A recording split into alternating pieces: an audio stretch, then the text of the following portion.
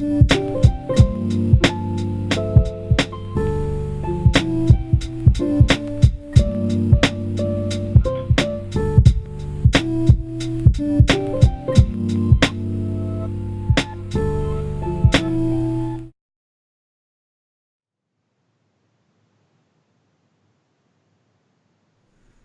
think we're good to talk now, y'all. Are we live? Yeah. Hey, hello, everybody. Hey guys. We're figuring out our streaming. Yeah. We weren't talking to you over the music. Does everyone like my D&D shirt? Choose your weapon. Sick. Nice. I've always wanted one of those. Yeah, those are pretty rad. At Gen Con, all the baristas at Starbucks had those shirts in Starbucks green. It was amazing. Wow. They were pandering so hard. I know. I loved every second. They were attached to the hotel that, like, one of the hotels that hosted Gen Con. And then they had this. After our time at Starbucks, it's taken me a very long time to be able to, like, drink Starbucks again.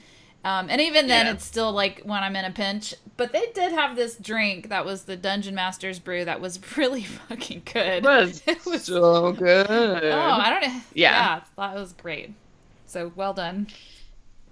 Yeah, well, welcome back, everybody. I feel like Nassim and I just had our own little stream last time, so it's nice to have all the Maidens together again. It's been like a month. We had a lot of moments, and Saya needs her family back, which has become you guys. Yeah, she, the cold embrace of my voice is not enough anymore. We need everybody else. Yeah, I guess let's get this puppy started. I got my beer ready. I'm having my flagon this evening. Hello, everyone. Very nice. Of Dead Guy Rogue. So this mean little skull man with a Pope hat. Nice. I like Rogue. Which is great. Yeah, I know. Britt, you and I used to go there all the time. They had that double chocolate stout. Oh, that Shakespeare oatmeal stout. That's where I was at. Oh. Anyway, everyone, hello. Welcome to episode 26 of the Venture Maidens podcast. I am your dungeon master, Celeste Konowich. I am your elven warlock, Brittany, playing Arnadel Ithil. I'm Saya Noor, played by Nassim. Great. And I'm Sage, and I play Kara. You're about to cut off, Sage. I'm sorry, I totally forgot. I had a little bit of news that I wanted to announce. I know, I was like, we'll do news, and then we'll intro. Hot mess. I'm sorry. I wanted to give a shout out this episode on Don't Split the Podcast Network. There is a show called Have Spellbook Will Travel, which is a fantasy D&D inspired audio play drama show. They just started actually season 2 a couple days ago, so their episode is out. So I just wanted to give a big shout out to them before we dive into this episode. And that was my news. I'm so sorry, Sage. I almost cut you off. How dare you? I'm just used to Nassim and I talking to each other now, so I was scared by other voices. You don't even need us. Oh, no, I do. I need you all. And I need you all to tell me what happened last episode of Venture Maidens. Well, I guess I'll start. Everybody watched or listened, so I expect everybody to be chiming in a little bit here. But, lead us off, Nassim. What happened to you? First thing, I got led down to the dungeons of the keep by Isolde, and she was saying that she needs to test my resolve, I guess, and she didn't trust anything I would say or do. She wouldn't help me, and then she just flashed me into some other person's body that I then quickly came to realize was, well, not really quickly, after some shock and terror. It was a little delayed. Yeah, shock and terror. She realized that she was some friend of her parents, and that they were all monks doing some ritual together, practicing their skills. Summoning elementals. Summoning their respective elementals, yeah. Mm-hmm. And then what happened in that vision? That mud fight was just a mess. Hot mess as you fought the earth elemental, which is a mudman, came out. And who did that elemental belong to? That was a Rom. A Rom. Where are my notes? Your puppy. Yeah. Your dad was an earthbender? The Mad Masked Man is an earthbender. Hang on, we're not there yet. I'm His not name sure was which Aram. book I took my notes in. All the books. I have so many notebooks. This is bad. Too many books. Yes, so Aram had summoned his elemental first, and you all had teamed up to help him defeat it. And he had, and then been imbued with the power of the earth elemental. And then what was the next elemental that was summoned? That's when things went a little bit south. Yeah, it was the Fire-nado one. Fire-nado. The miasma. Yeah. I learned a big word. Miasma. Yes, there was a Fire-nado with sharks, and it was terrifying. And that was from your parents' friend Rumi, who had summoned that elemental. And then basically it had been way too powerful. Big ol', incredibly strong elemental. And what had happened to combat this? Well, because Rumi was like passing out and losing all of his strength, my mother, like the fucking rad bitch she is, summoned the water, the Hydra? All Hydra. All Hydra. Yeah, and that's when I recognized that that's the connection I felt back in the temple or underneath that city when I was praying to her. This was the moment. It was a moment, and she was using its power to drain the creature, and then we all did our little teleportation chant thing, and I got flashed. Yeah, but then I got flashed forward back into the room with Isolde, and there was some smoky thing enveloping her and around my circle, but I was surrounded by a case of water. I just watched the YouTube episode, so yes, it's all fresh. Good. So she was like, "Oh no, you need to stay and focus, finish your task." And then I got launched forward into another memory where I was inside, or I was kind of my mother / the elemental within her. And I saw that same vision that I saw way back in like the earlier episodes of her fighting that masked creature with a burning village surrounding her. Yes. Oh man, what episode was that? It was like 10 or something. Flat callback episode. Really? Yeah. It's all knitting together. Mm-hmm. Like a beautiful tapestry of story. Yeah, so you had zoomed forward into that fight, and you had participated as Ol Hydra, who is now linked to your mother in some way. It was hard to separate the two of them. And then at one point, the figure had revealed himself. So the mask came off. What happened? What was that? That was intense. It was my papa. Yeah. But it wasn't, though. It wasn't. No, he was possessed clearly. And but it was so goddamn tragic. I'm still recovering from it. It's going to stay with me. Oh my god. Yeah.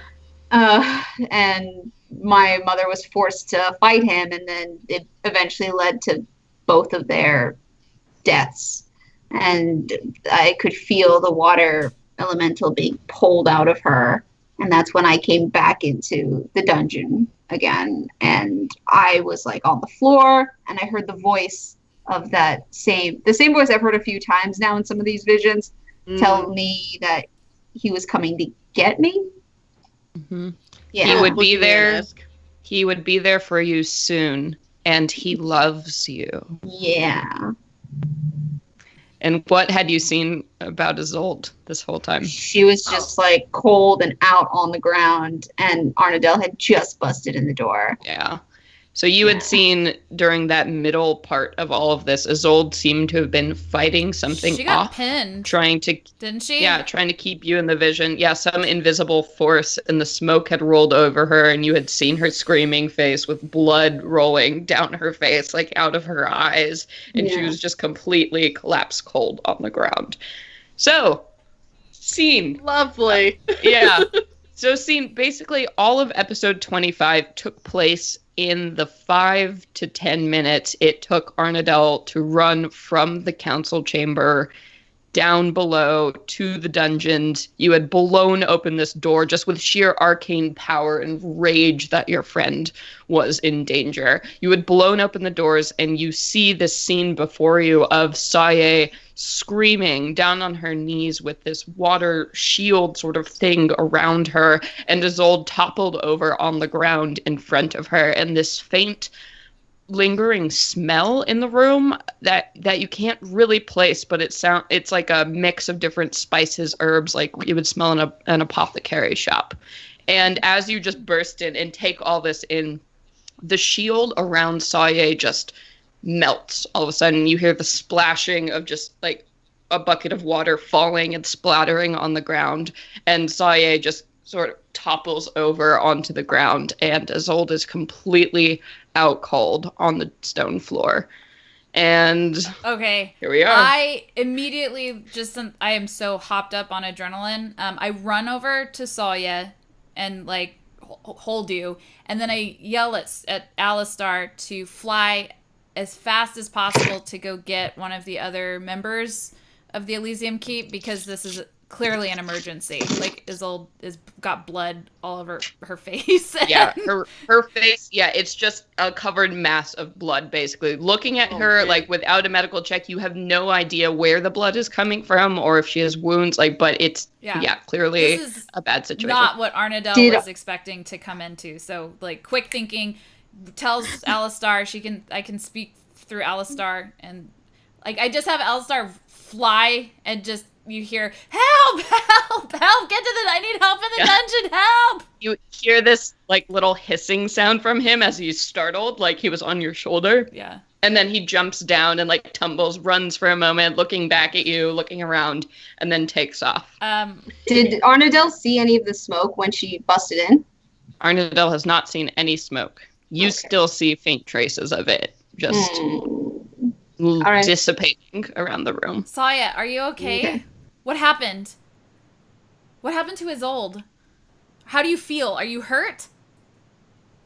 I don't know what happened. This smoke thing came into the room, and I was somewhere else. I saw my mom, and then I was here, and then there was the smoke talked to me, and then I saw my dad. My dad is a monk, but he was the guy under the mask. But now they're both gone. They killed each other, and she's just rambling on, and nothing is connecting.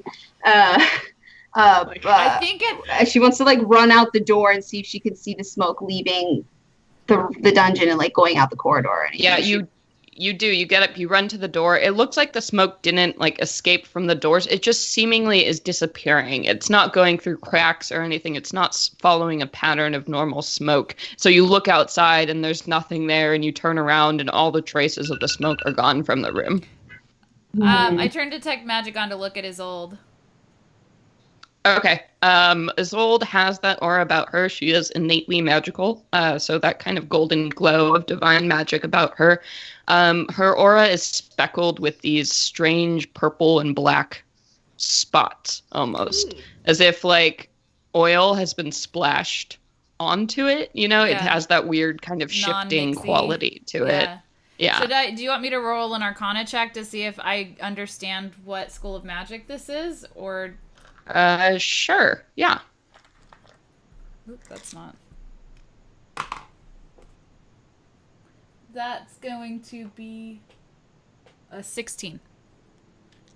Okay, so looking at it visually, you aren't sure what kind of magic this is. You don't think it's any of the 9 schools of magic that are typically found here. The magic seems alien and strange to you, and it's almost like as you watch it more and more, it's like these purple and black spots seem to be like punching holes in her own innate magic and like moving around, and just it's horrifying. You've never seen anything like this. Oh my god.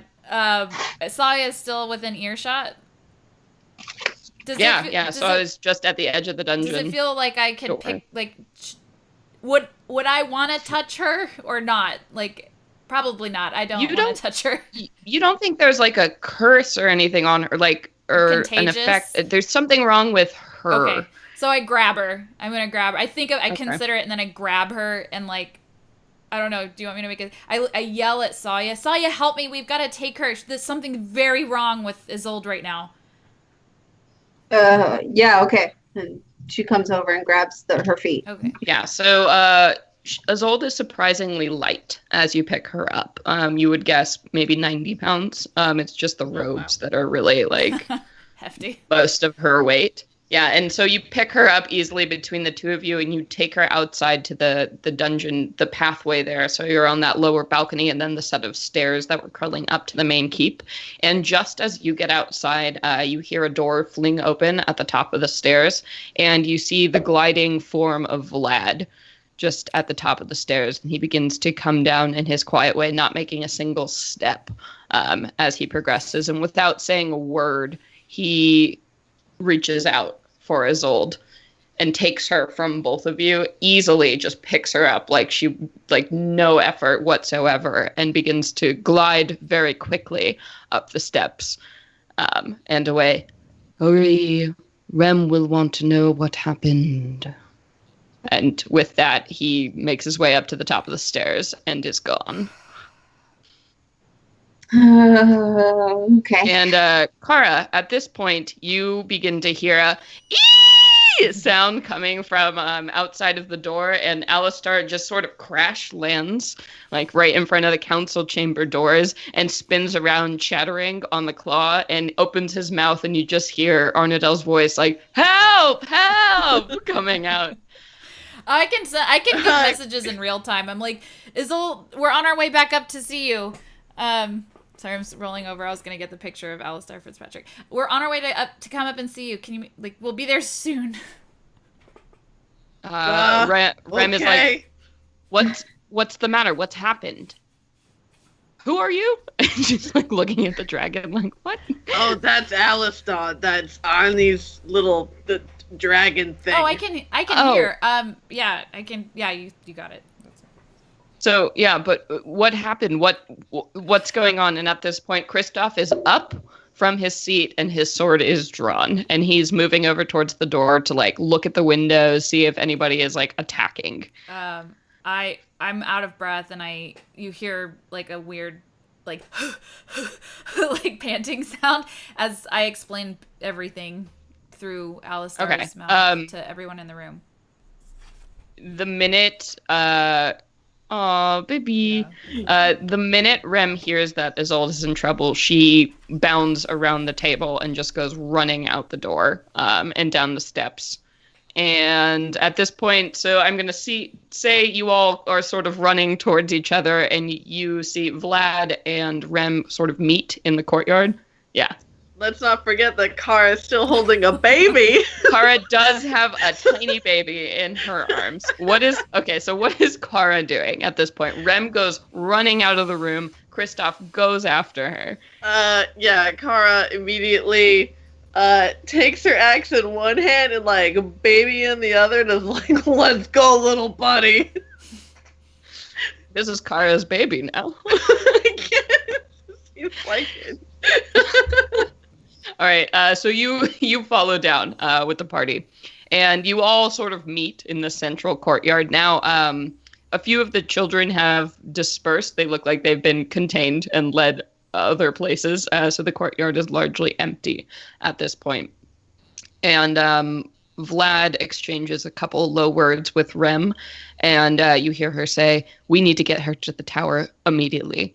And they begin to take off towards the wizard's tower that initially you guys had explored, that had the teleportation gate in it, and just goes running off in that direction without a care. Nobody cares about you guys right now. They are in action mode, and Kristoff is following quickly after them. I want to follow after them. Well, first I want to find the daycare, drop the baby off, and then go to Excuse me, where tower. Is the daycare? Where is? Where's the wet nurse? You see the door to the barracks on the other side of the courtyard. The door is thrown open right now, and you can hear the voices or screams and giggling of children coming from that direction. Perfect. She like runs out with it, like, like bursts into the door with the axe, and the baby is like, "I need you to take this." Yeah, so everyone in the room is complete chaos. So it's a soldier's barracks that has now been turned over into a daycare. So children are just running about, screaming, jumping on beds, throwing things around, and Dee is sort of just standing in the middle of it. And she sees you, and she's like, "Oh, all right, yeah, just another bit. All right, okay, bye." And she takes it, and you're gone. And she's just like, "Ah!" It's like a Lion King moment, and she's holding the baby above her head, like, "What have you done?" And turns back to face her particular situation. And you all are running after them? Yeah. Oh, yeah. Okay. Saya doesn't. Saya stays behind. All right. Well, where are we right now exactly? So in the courtyard of the keep. So this is on the first level. If there's a bench or something, she goes to it and sits down. She's silent. Yeah, absolutely. This is the area where like the combat ring usually is. Like training will happen here, and then there are definitely benches lining the area. This is sort of the open courtyard to the cavern ceiling far above. So absolutely. So the group following the big three, as they're running and they make their way up the steps of the arcane tower, and they keep going. And after a while on the spiral staircase, they seem to notice that you're following. And Kristoff raises his sword to both of you. And I apologize. I do not think this is quite the time for all of you. If you could just make yourself scarce while we get a handle on this situation, that would be highly appreciated. We will report you later. Update you later. I silently nod. I think we're in shock. Okay. Thank you. And he gives you a nod of dismissal and begins following everybody up the steps. So here we are. Yeah, the three of you are just sort of left in the dust as other things are happening in the tower right now. I would look over. What would you? Yeah, I look at Kara and I'm like, I think I'm crying, but not like, sobbing. I'm just like crying because of the intensity of everything, like silent crying. You can cry and not realize you're crying. I don't know if anybody's ever experienced that. Hot tears. So I turn to Kara and I've got tears streaming out of my eyes and I'm like, Kara, we gotta check on Saya. I don't know what happened, but we gotta find a quiet spot. Can we do that? I need a drink. I start to crumble. Yeah, me too. Let's see what's up with her. If you do want a drinking spot, the Commons, if you remember, were sort of the Keep Tavern. I hope if this is okay with you guys, I turn invisible. I go grab 5 bottles of whatever I can get my hands on. And then I get, like the baby kegs, like the mini kegs that are super tiny. Yeah. I put one of those under my arm for Kara. And I while still invisible, I use my awakened mind and I'm like, we're going to our rooms right now. I don't want to talk to anybody. We need to be alone. Even though you're not here, Kara audibly says, okay, expecting that you would hear her respond. Yeah. She's invisible right next to me. Yeah, it might be. I'm by. I can hear you. Can we do that? It is absolutely no problem. When you go up to the Commons, like where the drinking area is, Dee is clearly busy. There is no one here. You hear some clattering and muttering of things being moved around in Valerius's little office. So he might be there, but the door is closed. So it's no problem at all for you. Just grab as much alcohol as you want. I do that. I meet you guys back. Okay. All right, whose room are we going to? I don't know. Let's go. Did you guys find me? I'm still in the courtyard. Oh yeah, well, I'm probably laying down on the bench. They would have to pass you. Yeah, we grabbed your ass. Yeah, well, we swooped you. She's been crying the whole time. Oh God, yeah. We're such a hot. A hot mess episode. I warned people. She doesn't want to be around you guys right now either. Do you want me to make a perception check? Insight check. You could also, role play or talk to each other. That's true. That could be cool. So yeah. Like we can like play D&D. You can like play some fucking D&D. You heard, that'd be cool. You guys all heard what I said. I'm grabbing these bottles and we're going to our rooms. How about we start with Kara finding Sawye on the bench while Arnadel is running to the tavern? Yeah, so Kara would come on over to you and be like really awkward and like, hey, how's it going? She feels kind of shitty for being like thinking about earlier when she's like, nah, if she's evil, then she should be dealt with. And that conversation's like playing over and she's like thinking, I kind of feel like a bit of an asshole. Well, I mean, Saya wouldn't blame you. She's probably, I think she's emotionally exhausted. She doesn't want to talk. She thinks everything is her fault, and it is. She's to blame for most of it. She's brought all this evil and shit has gone down because of her choices. And I don't think I can be around anyone right now. I'm causing too many problems.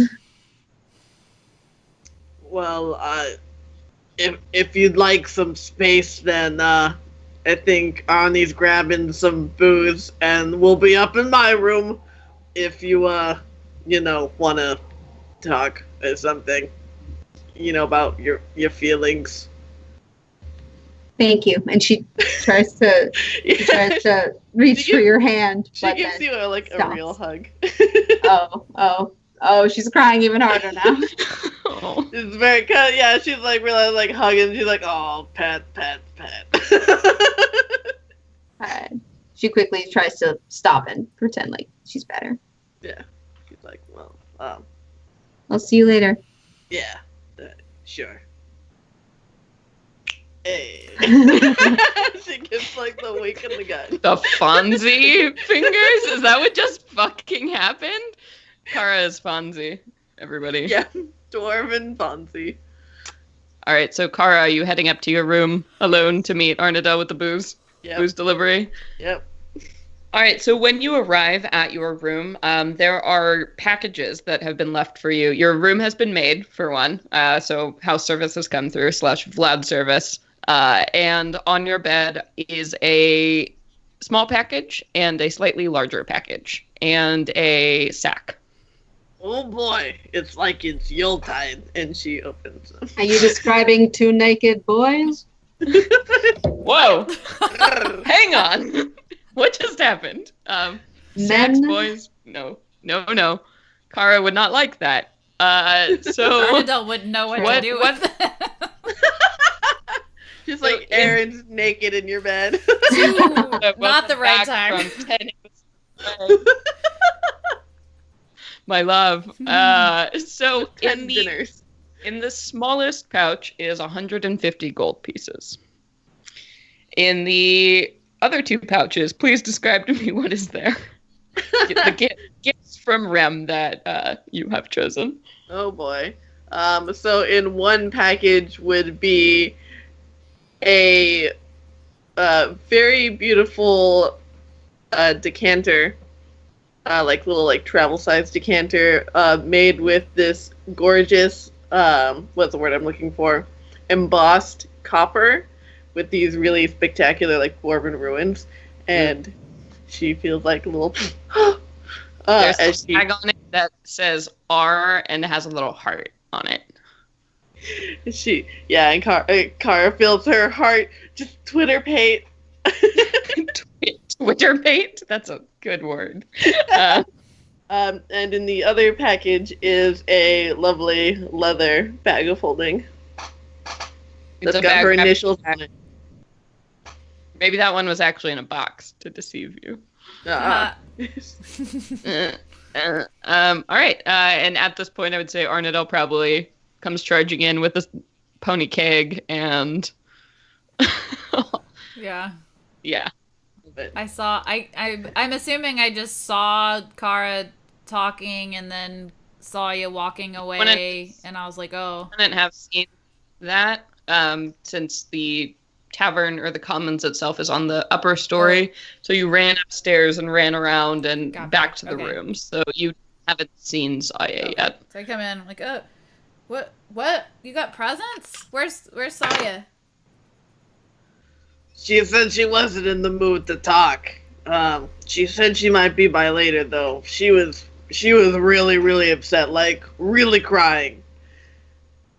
But, she seemed a little, like she needed some me time. Yeah, that's super understandable. God, I don't know what happened. It's crazy. I think, Car, I'm sorry if I start crying, too. I'm petting Alistar, too. And I'm like, I just hand you the keg. I'm like, did you get presents? And I put the bottles down real quick, run into my room real quick and grab mine, and then run back into your room. There are the same presents for you. Well, 2 wrapped presents. You don't know what they are. But the bag of gold as well. Cool. Did you already unwrap yours, Kara? Mm-hmm. Yeah, check this cool thing out as she holds up the decanter. Oh, that's gorgeous. Is that engraved? Yeah. Oh my god. It's like, it reminds me of home. That's beautiful. Choice. Oh my gosh. Your grandpappy had one very similar to this. So I unwrap mine. I'm like, sweet, I have some gold. And which I will deposit into a bank of some kind soon. And we'll get there. Bank of Valerius. I'd like to start making some investments, please. You guys, just wait. So start our 401k. I open up life insurance policies for adventurers. Oh God, it's very steep rates. Yeah. I open up this like weird thing that it's kind of rubbery, and in the magical fantasy world, nobody would know what the fuck this is, but in real world, it's a swim cap. The best item in the DMG, ladies and gentlemen, the swim cap. What is the swim cap? Lets my ass breathe underwater. Oh, lovely. I can do that too. But, But, I thought it might be fun to, like, play mermaids or dolphins or whatever we used to play at, like, when we were at pools. Oh, hell yes. Shit? Oh, man. Dream. Played the fuck out of that game. Oh, yeah. I would try to be underwater as much as possible, and I always wished I could breathe water. So, in game, I have a cap of water breathing. And then I grabbed... I was really excited for Saya to be in the room, and I don't have to tell you what it is, but to Kara... Arnadell's like, oh, I'm so glad that they got this. Oh, I didn't think that they would be able to find one. And I lift up an orb. It's like looks like a crystal ball, kind of. About that big, right? It's about like 3 inches in diameter. Yeah. I imagine it looking like the snitch from Harry Potter. Yeah. Except it's the size of my grinder. I actually have, Totally. Which is a Pokeball. It's the size of a Pokeball. So I open that up and I'm like, look at Car and I'm like, Saya's never gonna have any issue with darkness after this, little puppy. She looks unimpressed. Don't worry, it's cool. I can't set the password for it. That's something that Saya has to do. Because if I do it, it'll listen to me. But anyway. Yeah, it'll lock you out after 3 tries. It'll be a whole mess. Yeah, and then it resets, and then it oh my god, then you have to call the hours. Admin office, and like, damn, I just Valerius want to will be so mad. Yeah, we are not dealing with that. No. Cast forgot password. Remember password. Oh, and then the temporary one doesn't work. Oh. Anyway, yeah. Anyway. So I bite the damn cork off of one of the bottles and just start bottle drinking. Okay. All right. So you guys are getting take a bottle. Did you guys see that Rick and Morty episode where they like get back after 6 days and they almost die? You know, the toxins. Yeah. One. You know, when they sit and cry and just like freak the fuck out in the spaceship. Mm-hmm. Yeah, I think that's what I envision us doing. It's like happening. we almost died. So while you guys are opening your things and drinking, Saye, what are you doing? She's spending a long time replaying the events from pretty much entering that underground temple till now. And she's terrified that something terrible, like, that we can't help is old. And that's just another death on her conscience. on top of the flooding and the ocean and destroying that city. So she's about ready to just leave. Mm-hmm.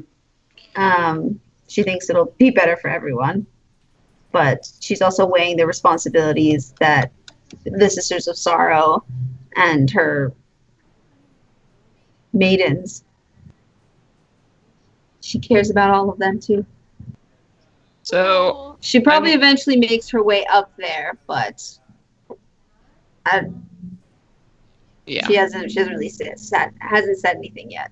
So after like 15 minutes of this passes, so the two of you have gone up to the room, carousing, checking up on each other, and Saya has just been laying on this bench in the courtyard the whole time. You begin to hear the tromping of large feet coming towards you, and you see Kristoff making his way across the courtyard, headed straight towards you. Mm-hmm.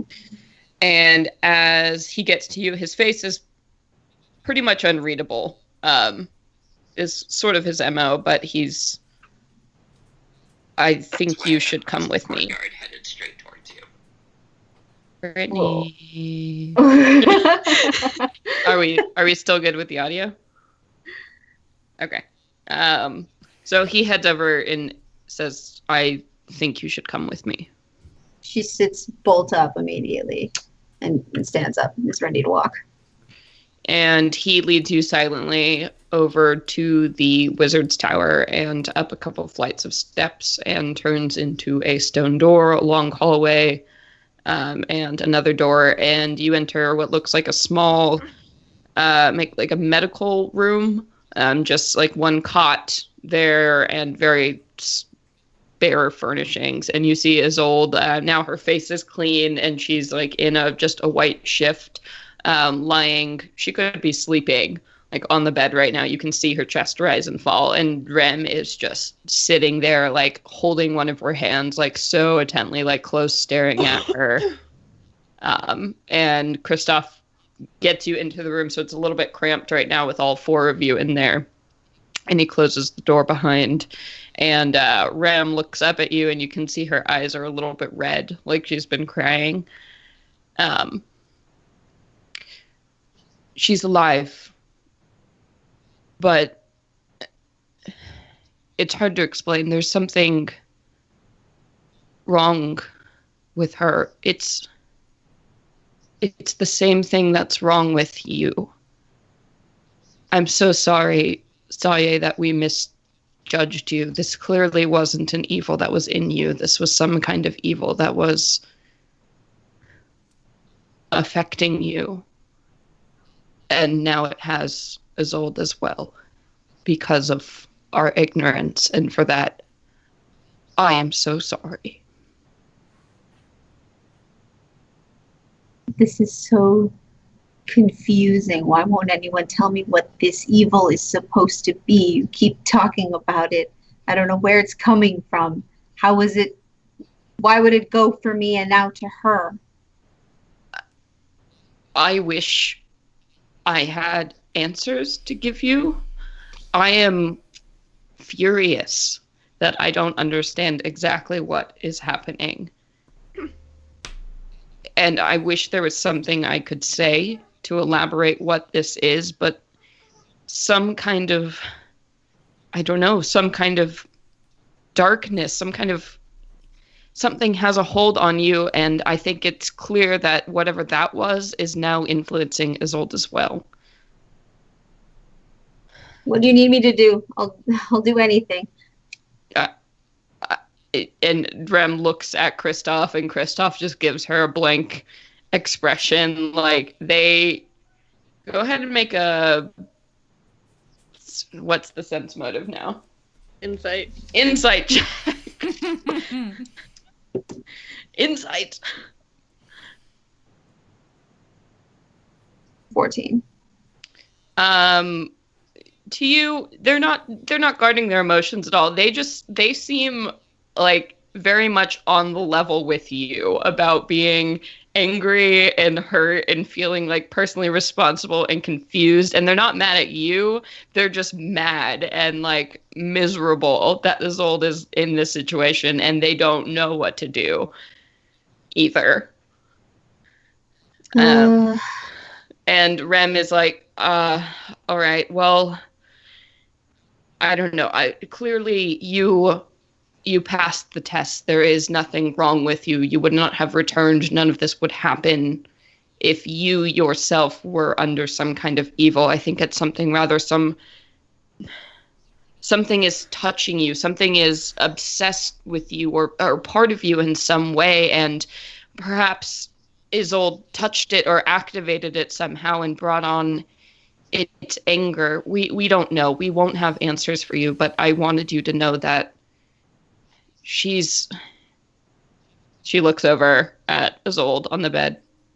She's alive, but there's something wrong with her, and we won't be able to know what exactly this attacker did until we do more research.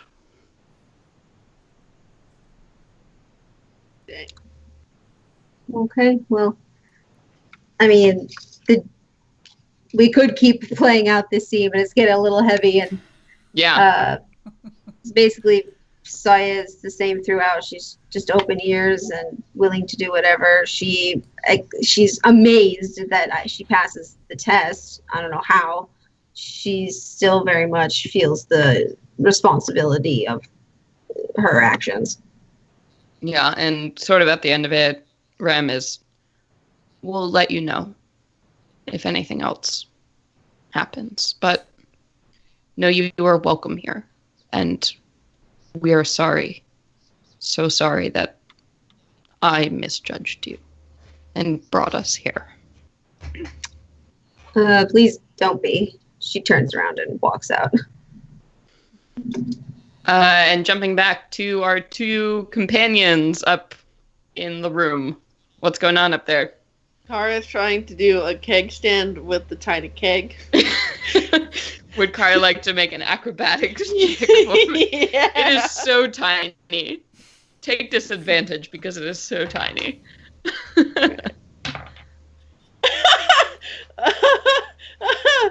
3.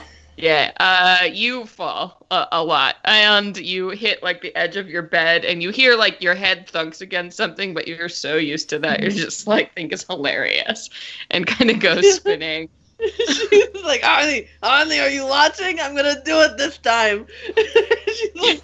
You guys are having a great time. Somersaulting around her room, basically, with a loud, like, douche every time. Arnidel's just, like, you know, like, imagine her sitting on the floor with her back against your bed, her head's, like, on the bed, and she's got, like, a bottle in each hand, and she's just, like, limp and stunned and in shock, and just kind of, like, tears are still streaming down her eye, you know, her face, and she's kind of glassy-eyed as she's just, like, this is the saddest sleepover Worst sleepover ever. She's just... Someone just got dumped at the sleepover. She is super worried about Saya. She's super worried. Like, Kara, you probably can't tell, but she's actually really relieved to be around you right now. Like, it doesn't look like it, but that like, sturdiness, you know? Like, you're just doing your Kara thing. Like, you're very, like, you're the rock right now, and she's just, like, holding on to you as the storm is, like, raging. And she can't stop thinking about all the things. Also, everything's racing in her mind. She's wondering what the fuck just happened. One loop that she's stuck on, couple actually. She almost lost her pseudo dragon. She was ready to kill for Saya. She was ready to fucking kill. She was like, I can't stress that. She was about to blast. We almost got in our girl fight. Oh man, it would have been a magical girl fight, and I probably would have lost. But Arnidel isn't aware of that. She's just thinking she was going to try to hurt as much as possible, and then that came to a screeching halt. And now the conflict is, I'm gonna get kicked out. What was I thinking? And then that's also sandwiched in with, what the fuck was that magic? What, Isolde is like one of the most powerful magic users I've ever met outside of Kelvin. Like, she's so confused. There's clearly something really intense that's like happening. She's wondering if she's ever read about this type of magic. Like, her brain is like a lightning storm right now. She just totally and the emotions. Yeah, and Saye, where are you going after they excuse you from the tower? I'm going to my room. Okay. Yeah. She wants to pass the fuck out. Okay. So you hear both Kara and Arnadel, you hear Kara doing flips or something. Trouncing around loudly. Yeah. All right. Well, if you guys want to decide what to do, I'm going to take a really, really quick bio break. Okay. Right. Bio break. I think that. Go for it. Sorry, Nassim, what is that lollipop? It looks like it's beef jerky. No, it's candy, yo. It's exactly, those lollipops covered in chili powder. Mm-hmm. Oh, okay. They're some of my favorite. Somebody in the chat said Kara the Rock Johnson. Yeah, that's exactly right, Josh. I'm trying so hard to not let it get too heavy. I know. It's so sad because the last episode was so heavy. That's what I'm here for. My heart can't take it no more. I think let's all agree that we're just going to pass the fuck out. We're going to bed. It's bedtime. We need a good night's What rest. time We've been is through it? so much. Yeah, we need to go to sleep. I hope I get to use some magic today because we have a really phenomenal follower in person that we follow as well on Twitter, and he does reviews on stuff. It's Drop the Die, and he's making these very sweet, I'm totally shamelessly plugging this right now, you guys, so just buckle up. Man, I support him on Patreon. Oh, man. No, they deserve it. Does awesome Yeah, shit. he does. I love his reviews, and his posts and just everything. So he kindly, and I'm very flattered by this, he asked me to review, he's doing class-specific spell sheets, which is so brilliant, and why hasn't anybody done that before? I know, the spell sheets suck. Well, okay, they're better than 3.5, but they still are not great. Right. One of my biggest pet peeves is having to write stuff in the margins, and so he made a warlock spell sheet that I filled out, and I'm so excited, and I love it so much, and I was really excited. So I don't know if we're going to cast any spells this game. I might, just for shits and giggles, just because I want to use this. I really should print that out. I didn't have paper until today. Oh, I sent you guys a link also to. He also made a special page for it's called Bag of Holding Inventory Sheet by Drop the Die. It's available on DM's Guild. Yeah. DM's Guild. Now that I've got one, I'm gonna use it. I'll be right back. I need to turn my AC off. Oh, also the best part about them, it doesn't look like it because I have physical copies of paper in my hand, but they're all PDF fillable. He made them so that you can type it in on your computer, and it's easy and lovely and amazing. So. Oh.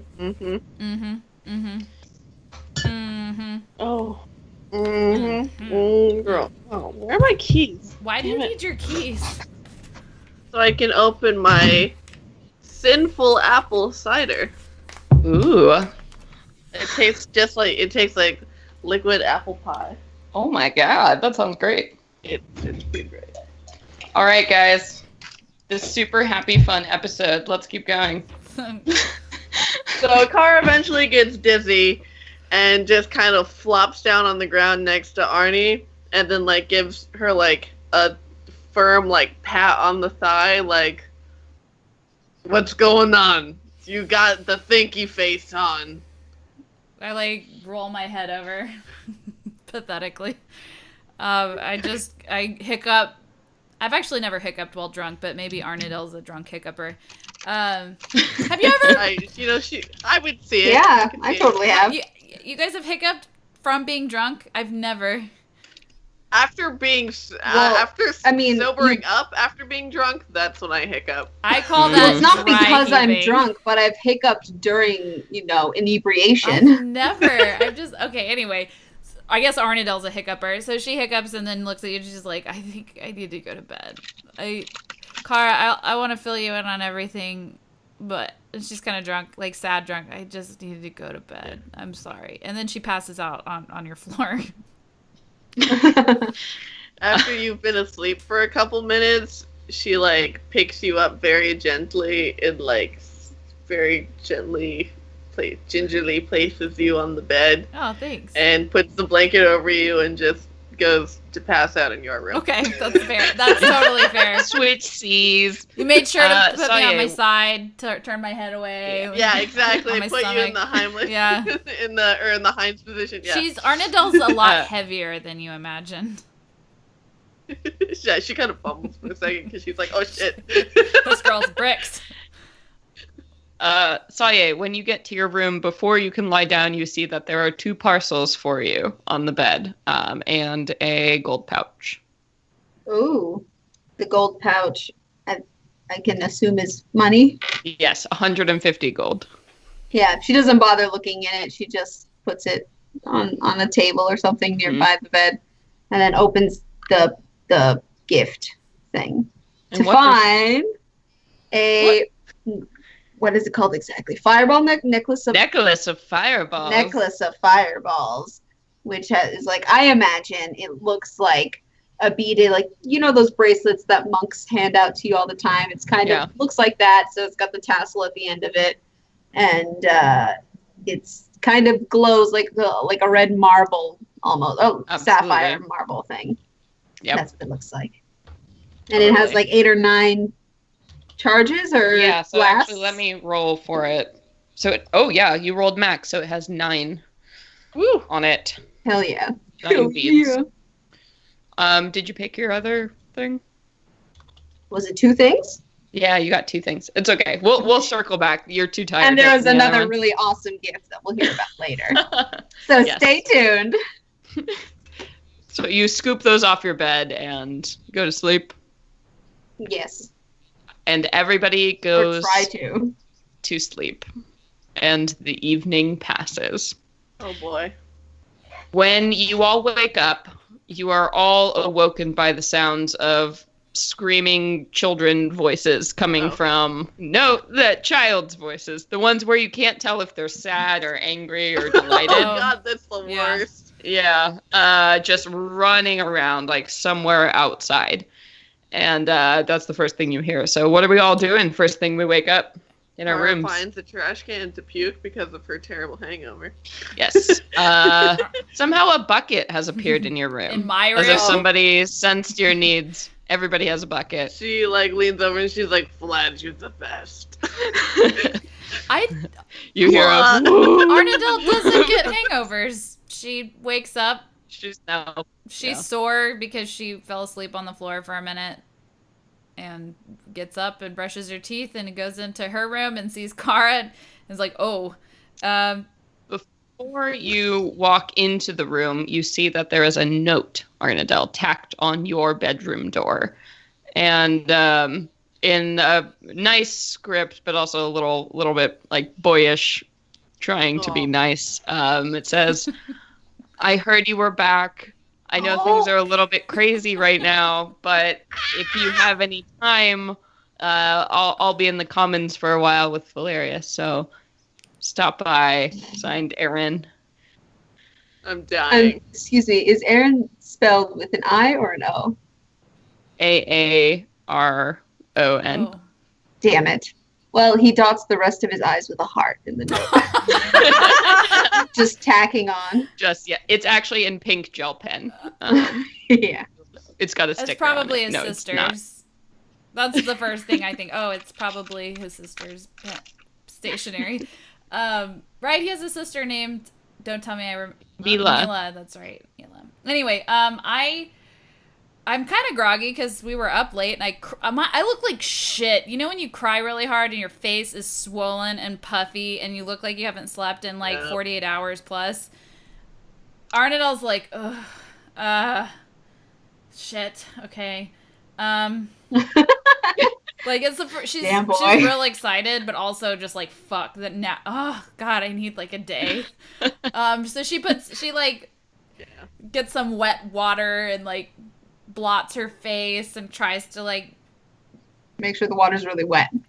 I was thinking Doesn't work if it's I was dry. gonna, Some wet I was water. gonna think of like a Dry won't do washcloth. it. She was gonna wet a washcloth. That was half. Anyway, yeah. So hard water, dry water, and then Powdered water. misted. She's gonna Some evaporated water. yeah. So she's gonna try to help. She's like, all right, stay cool, be calm. You just went through some tough shit. There's no reason for you to be nervous. And then like kind of decides instead of rushing down to the common, she's gonna help Kara. I'm gonna give you some water and like That's maybe sweet. wipe your face because from the vomit or the drool. And She feels so much love for you. yeah, She like can't even express yeah, it. you look like you need some help. You know, like the terrible hangover. It's just like, okay, I'm here for you. And then real quick, I'm like, hey, I'm gonna go check on Saya real quick. Is that okay? Are you good? Yeah, I'm fine. This isn't my first rodeo, honey. I know. She wipes her face. It's like really I want sloppily. And Kara- then she looks around for her decanter. Oh, I want Kara to Shit. be my grandma. I just like I want that in my life. Yeah, how old is Kara again? Well, she's a dwarf, so Yeah. she's 100 years old. Oh, okay. You all appear to be around the same age. Yeah, she though. looks like she's like in her like early 20s. I'm Yeah. pretty sure Arnadell's. I put her down That's as like crazy. 170, 200. Oh, you're young no, then. I made her 200. Oh, 200. Yeah, I Okay. want her to be a little bit So- more than like early 20s. She's like I want her to be my age now. She's 30. Oh no, that's weird. If she's a virgin. She's a virgin. Yeah, let's 30-year-old virgin. No. 200-year-old All right, virgin. it's canon. She's 150. Okay. Canon. Arnadell's You 150. all, I all imagine you being like looking mid-20s. Word. That's Oh, Saya's young. I imagine Saya 19 or 20. Okay. right on. Okay. Yeah, So Kara's Saya like- is the You're young wise. Dwarven, 22 in Dwarven years. Yeah. So I Yeah. want to Alright. make my way to Saya's room and like kind of politely knock. Just like, hey, Saya? Well, this whole time, see, this is a little stupid that I want to do it, but I feel like it's something Saya would try to do because I know, at least you've already kind of gone over that the spirit, the elemental spirit, I already felt it leave and it's not really there anymore. But Oh no, she's still there. The evil left you. You felt it leave your mother. Oh. And now it lives in you. So in that vision, you felt it when your mother died. The elemental left and went somewhere else. But that elemental is still in you. oh, okay. I don't think I realized that. Yeah. So in the Uh. vision, you saw the moment when the elemental and your mother parted ways. But now you understand what the elemental meant when it said, "You can hold me like your mother once did." Hmm. So she's still there. All right then. So Saya wants to definitely try to invoke her somehow and speak to her and ask, was that you showing me those memories when I was in the dungeon with Isolde? Can you show me more? Go ahead and make a diplomacy or persuasion for me. Oh shit. Not the one. That was a 1. Yeah. Okay. Wow, and I got a how many- natural 20. What is happening here? She purses her lips. Okay. Crickets. You're like just stumbling out in the darkness trying to get something, and you actually like just say it out loud, and you're like, meh. And you feel this warmth in your mind. Like something is there with you and wants to be there. But you just sort of miss each other. Oh, we're not in tune yet. Yeah, it's still new. But you get a feeling of warmth. Like something is there supporting you. It's comforting. It is comforting. She's calmer. And it's growing now to be at this point a familiar presence.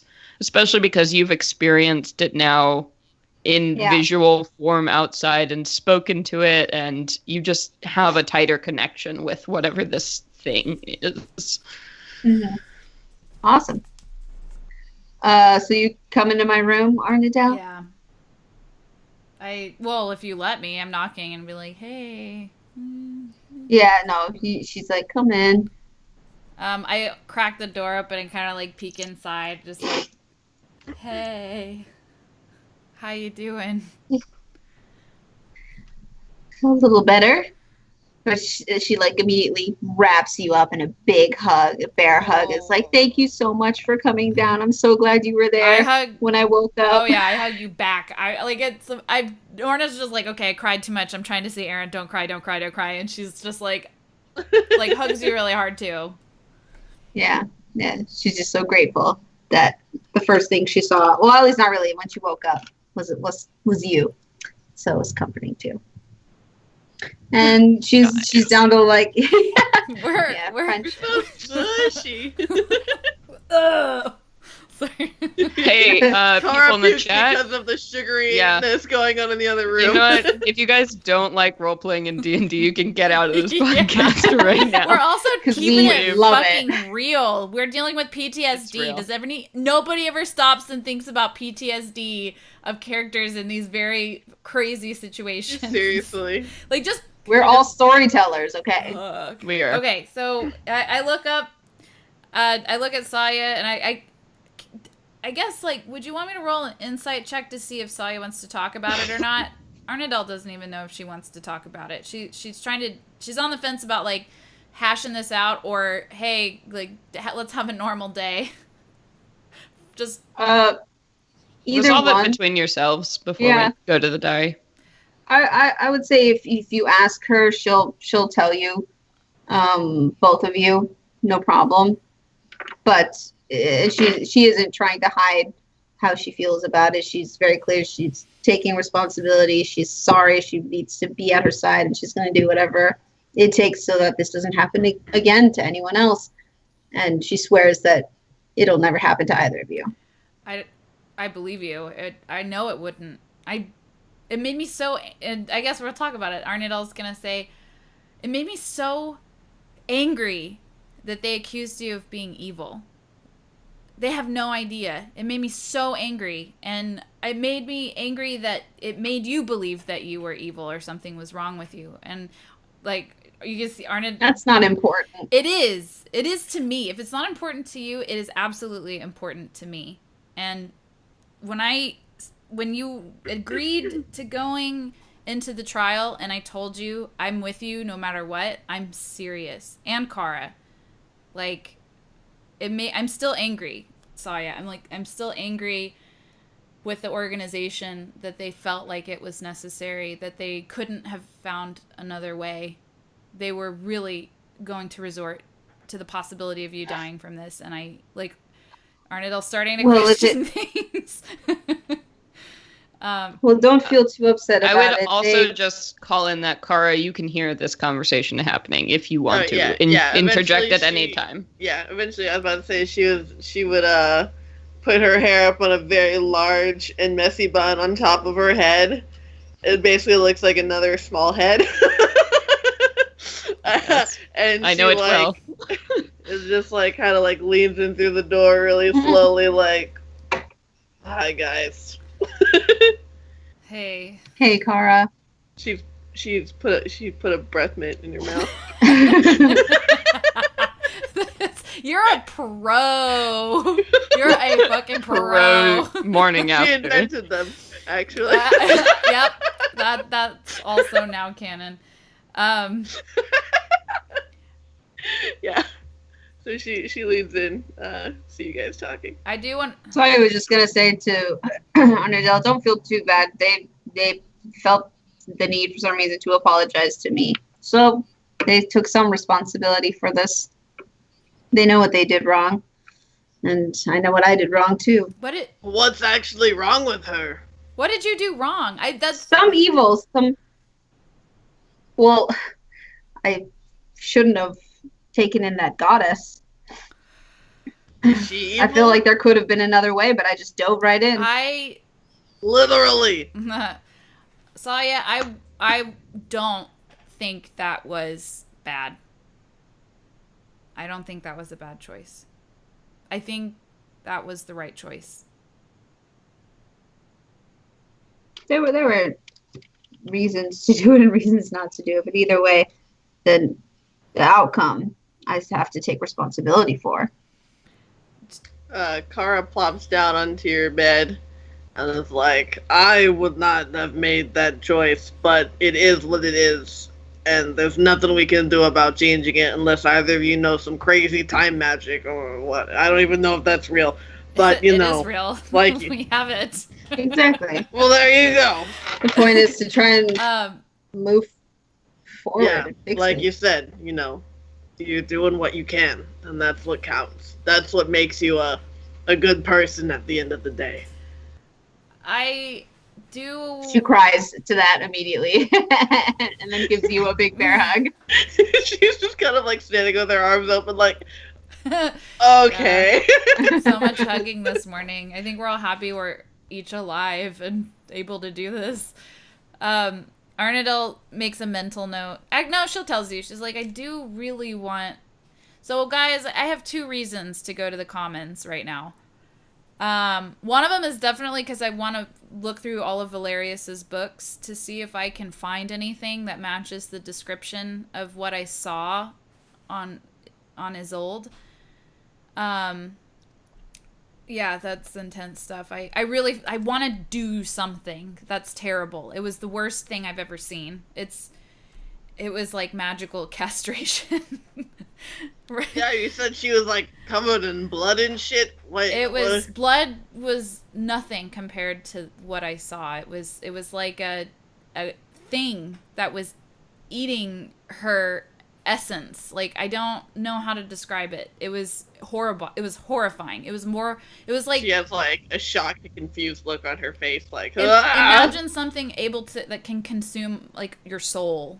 You know what I mean? Like that type of depth of disturbingness. Also, on another note, Aaron Dementors wants to like magical mini nano dementors. She changes her tune very quickly and is like, Aaron is down there and lots Kara of gives shrugging you a slap gestures. on the butt and is like, go get them, girl. I'm He owes you like 10 dinners or some shit, right? I am having a very intense like young elf moment. I think you guys all know I didn't really date when I was in school and younger. I was kind of obsessed with my books because that was a safe place to be. Books are easy and very straightforward. I don't know what to do, and I think I look terrible. I need some help. Look at who you're talking to. Story of our lives. Yeah, exactly. You guys don't... I don't know what experience I have to share with you. I could be like, I know how to braid hair. Can you, Everybody likes that. Everybody. Yeah. I mean, I look over at Kara and I'm like, you were a princess. Like, you did... Yes, that is true. I mean, I don't often deal with men in that way, you see. That's great. That's great. That means you know how to make sure that I look the best from a woman's perspective. Or a she-dwarf's perspective. She, kind of, adjusts your robes to, make them, or, your clothes make a little more form-fitting and, adjusts the fluffs the girls. Yeah, fluffs the girls. There we go. And she's like, something like that. Guys, I would just like to chime in and say I think this is my favorite episode we've ever recorded. I would just like to say that. Roleplay heavy. It's really great. For posterity. So, keep going. Arnadel kind of looks down and she's never really seen her figure in this way and she's like, I think I feel even more awkward now. Real talk. Not once he sees you like that. It's like when a girl wears heels for the first time. He's not going to be able to say anything. I mean, what did you guys actually do to Arnadel's appearance? I've just braided your hair. Okay. I love it. She's accentuated your feminine figure. Let's go, right. Guys. Are you ready? Yeah. You feel great. You've been accentuated. She Right. pinches your cheeks to make them look extra rosy. Which her skin is This pale is the blue. best thing that's ever So they're happened to extra D&D blue. this whole game. I'm You look sorry. beautiful, sweetheart. Okay, so she's like, okay, you guys will walk with me, right? Like, okay. Arnidel's completely forgetting that she just like blasted things and is a badass. She forgets all of this. She forgets how intelligent she is and just is like, I'm a dummy. Like, walks. It says, "Get it, girl." Yeah. So she walks down and you guys, I would assume, are either following. So she goes to the commons and she's gonna pretend. I mean, Kara. I was just gonna say, if you're gonna go do your thing with Aaron, I'm very tempted to just sneak and eavesdrop Oh God. because your scenes are just my favorite. Okay. Kara is like maintaining like a good 15 feet back, like Exactly. We're trailing you. Oh, Yeah, oh entourage. God. So you guys Yeah. are like, like the Three Stooges, like when two of them have their heads like poking around and the other one, yeah. exactly. So Arnidel's gonna go down to the commons and her MO, or she wants it to be perceived that her MO is not to find Aaron, but to instead find Valerius, which she conveniently knows is with Aaron. But she's gonna okay, she goes in, she opens the commons and she's arrived. So you open the door to the commons, which was the same room that you raided for booze the other night. So it is still completely empty. You still hear things moving around and shifting in that little side quarter that belongs to Valerius. And you see that across multiples of the tables, there are all these parchments and books that have been laid out. And Aaron is standing there sort of like shuffling books back and forth. And at the sound of the door opening, he just like turns and meets your gaze and just instantly like drops the book on the table like he wasn't paying attention, and just this like light comes into his eyes, and he just, before you know what's happening, he runs over and is like swept you up in a hug. He's like, I can't believe you're back. I just, oh my God, and he sort of like, after letting you go, like steps back a little bit awkwardly and looks at you. And wait, before he steps back, you gotta give me a minute. Okay, yeah, he just So, sweeps you up, and then just insta. That's the first thing he does, is drops all the shit he's working on, runs over, and just squeezes you. First question to paint the scene: does he smell good? He smells great. That's right. He smells like Sage and clove and burgundy and That's so important. yeah. like You gotta smell sage good. and like the scent of the like a forest after it rains. Oh Ooh. damn! Like man. a conifer forest, right? Okay. Yeah, coniferous Yeah. forest, very Pine. like earthy, warm Okay, smells. very nice. Faint scent of campfire. Okay, so sorry. Okay. Our next product on our merch store will be Aaron Shadewalker cologne. Yeah. Stay tuned. Oh, do Shadewalker. Oh God. Okay, so in that moment that he embraces me, Arnidel actually embraces back and like we keep calling them hard hugs. You guys all know what I mean. We all mean by like hard hugs, right? Where you were squeezing, and it's a lengthy hug where you just kind of like, and she breathes. It's a good fucking Yeah, hug. she breathes in his like. Good Yeah, hug. it's like a moment that they've really wanted to. Yeah. And so I guess they reluctantly break away, and her eyes are just like Yeah, large. he seems to regain whatever like composure or whatever. Like maybe this isn't the situation. He doesn't know how exactly if this was appropriate, and he just sort of steps back and is looking at you, just sort of taking you in with this awe and She like gets so wonder. uncomfortable, like trying to like when somebody's like complimenting you and you're just like, don't look at me. You're like, like somebody's like, oh, you look absolutely. great today. Like, oh my god, don't look at me. She's like trying to maintain her composure. He just, how are you all right? I've heard some incredible things. I just didn't know what was going on, and I'm so sorry I couldn't be there with you, but Rem needed me here, and are you all right? Kiss him. Kiss him, honey. No, it's not. Now is not the time. I will let you know when Arnadel's ready to kiss him. She's mostly just like, oh man, a lot of things, and she wants to explain. She takes this opportunity to like find level ground of like incredibleness and explain like, I'm pretty sure I'm gonna get fired, and explains like everything leading up to all of it. So you start on all of that explanation, right? And he's totally like gonna lead you to a seat or sit you like try to catch up. And Valerius at that moment storms and is like, Erin, do you have those tomes yet? Are you hello. Welcome back to the keep. I'm sorry, did you need something? Arnadel? Yes, actually, Valerius, I came to I would like to help with the research. Erin looks so disappointed. And Valerius is just like, oh, wonderful. Yes, okay, well, we'll come back this way. And he's totally in that like busy mindset, not aware of the social situation at all. Okay.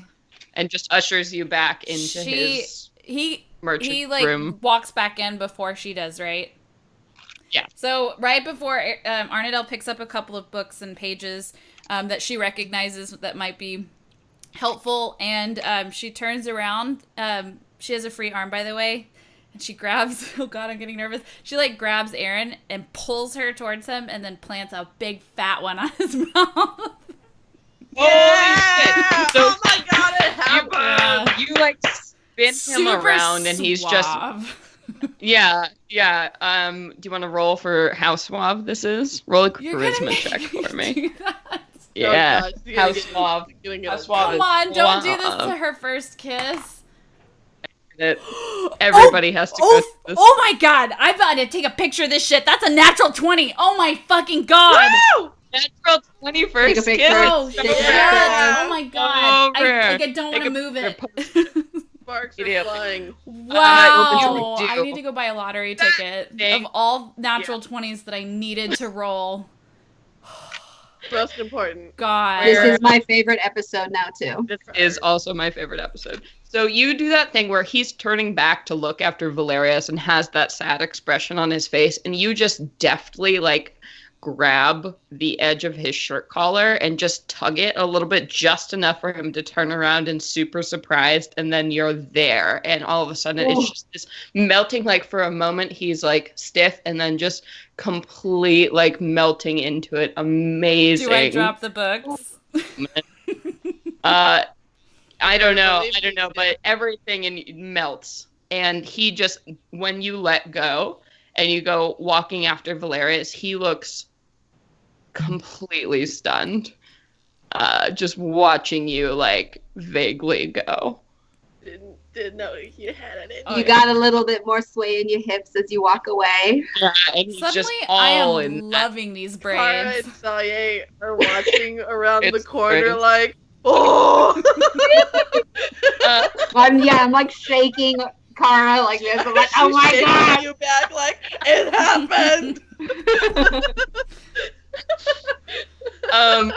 Cara and Saye, I need you to make a perception check for me, please. Ooh, that's hella. That's like a 26. Yeah, that's wait. 23. So you both are standing on the second level right now outside of the commons. So you're in that like balcony that surrounds the top story and has windows that look down into the courtyard. So as you both are like grabbing each other in delight, kind of back from the edge of this common room, you both begin to hear like a cry of a bird. And you see all of a sudden over the center of the courtyard, this hawk like begins to spiral above and just makes this sudden dive bomb that lands like in the center of the courtyard. Just like lands there splayed on the ground. And there is nobody else around it. And the hawk is sort of like twitching on the ground. Oh my god. I run over to it. I didn't even know there were birds here. Yeah, you're inside a giant cavern. This is weird. So you guys run down to it? Yeah. Yeah. Arnadel, you're busy. I'm busy. You're so busy. So do you just decide to dive bomb down, or we just notice a bird is falling down? You notice like the bird circled overhead one time and then like threw itself down on the ground. Shit. Okay. Yeah, so it's easier for you to run to the nearest set of stairs and go down into the courtyard, and you see this like red-winged falcon, like this beautiful bird, very like rare, incredibly weird bird, especially to see in this cavern where there's no sky around it, is lying now, and you see one of its wings as sort of like twitching on the ground, like maybe it's broken, and you see that there is a case that's strapped to its leg, a message case. Oh wow. Well, I take that off and I try to like help the bird upright. Make a nature check with the bird. Make an animal thing. Okay. Natural 20. Oh shit. Plus. I got 21. So between the two of you, you figure out that this bird, the way its eyes are kind of like spinning in its head and it's heavy breathing, it's almost like this bird is drugged or under some kind of weird spell. It's not acting normal, and you can definitely tell it threw itself on the ground with such force that it shattered a great deal of its bones, and you are sure it will never fly again. Oh no! And That's so sad. It might die unless it gets serious medical attention. Oh my god. But this bird is like out of its mind right now. Knowing that it could never fly again, she takes out a dagger from her boot and mercifully puts it down. You easily, even with the crack of your hand, you could just... Oh god. And sorry. Yeah, that's exactly what she does. This bird was clearly going to die unless like a cleric casts some serious shit to fix it. Man. So you put it out of its misery, and it hangs limply in your hands, and the scroll case is still attached to its leg. Oh no, I took it off. Okay, so you have the scroll case, and the bird is dead. What does it say? I opened the scroll. You open the scroll, and here is what you read. In a very flowing, elegant handwriting. We demand you extradite the criminal Sylvar Lafleur to face a trial of peers on the charges of crimes against the Fae. We demand you present your commander, Rem, on the charges of harboring a criminal, operating a mercenary operation without permission of the state, and kidnapping of Isolde Tristane, cousin to the crown. The crown. We expect you to hand them over to our custody in no less than 2 days' time, or the crown, by all its might and divine authority, shall resort to extrajudicial means. Oh my god, there's more shit hitting this fan. Kara looks at you and is like, what's it say? Stamped by... Oh, I read that out loud. Yeah. Stamped by Sarina Sariel II and Sar Riordan. Well, fuck. Can I make some sort of knowledge to see if those are familiar names? Sure. Go ahead and make an intelligence save for me. Oh, 21. All right. You recall both of these names being explained to you before. This is essentially the Empress and Emperor of the Plains, the continent you are in. This is one of the highest authority legal documents you have ever seen or received, and they are calling immediately for both Rem and Sylvar to be conducted back to the capital for trial. Shit. And that's where we're going to end tonight. Oh wow. Yep. yeah, so way to drop a these lot of cliffhangers, man. Hey man, it's my job. A lot of stuff happened tonight, and it was great. Thank you all. I know it's a little bit different than some of those other D&D shows, us actually role playing and having feelings, but thank you so much for listening. So thank you again so much. I have been your Dungeon Master, Celeste Konowich. I am now your super suave Elven Warlock, Brittany, playing Arnadilithil. And I was Saya Noor, played by Nassim.